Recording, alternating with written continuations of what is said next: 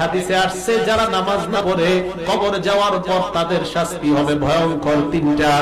এক নাম্বার, ইয়াদিকুল কবরু আলাইহি হাত্তা তাখতালিফা আযলাউহু, কবর এমন ভাবে তাকে চাপ মারবে তার শরীরের হাড্ডিগুলো একটার একটার মধ্যে ঢুকে যাবে। দুই নাম্বার, ওয়ায়ুকাদু আলাইহি ফিল কবরি নার, তার কবরের মধ্যে আগুন জ্বালায়া দেওয়া হবে।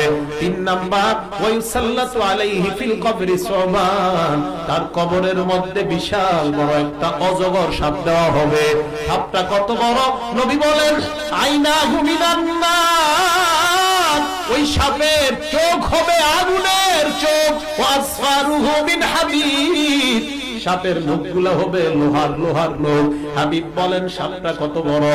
একটা নখের এক পাশ থেকে তুমি আরেক পাশ যাইতে তোমার একদিন সময় লাগবে। এবার চিন্তা করো সাপটা কত বড়।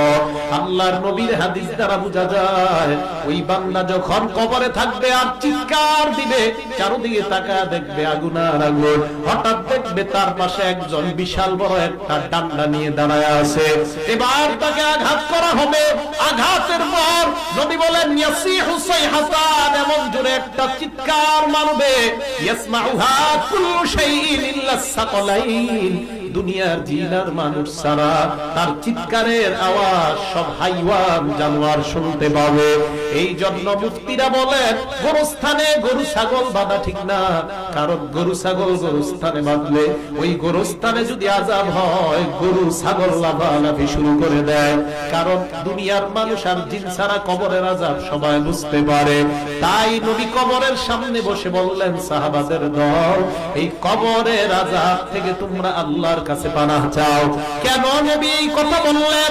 অন্য বর্ণনায় বলেন ফাইন্না জামিনহু ফামা বাদাহু আইসার, আল্লাহর নবী বলেন কবর থেকে যদি রেহাই পেয়ে যাও এর পরের ঘাটিগুলা তোমার জন্য আল্লাহ একদম পানির মতো সহজ বানায়া দিবেন। কবরের যদি অবস্থা সঠিক হয়, সহজ হয়, পরের অবস্থাগুলো আবার আপনার জন্য একদম সহজ, একদম সহজ।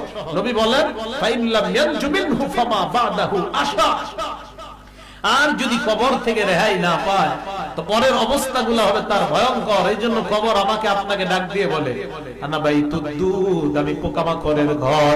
আমাকে আপনাকে কবর ডাক দিয়ে বলে আনা বাইতুল ওয়াহদা, আমি একাকিত্বের ঘর।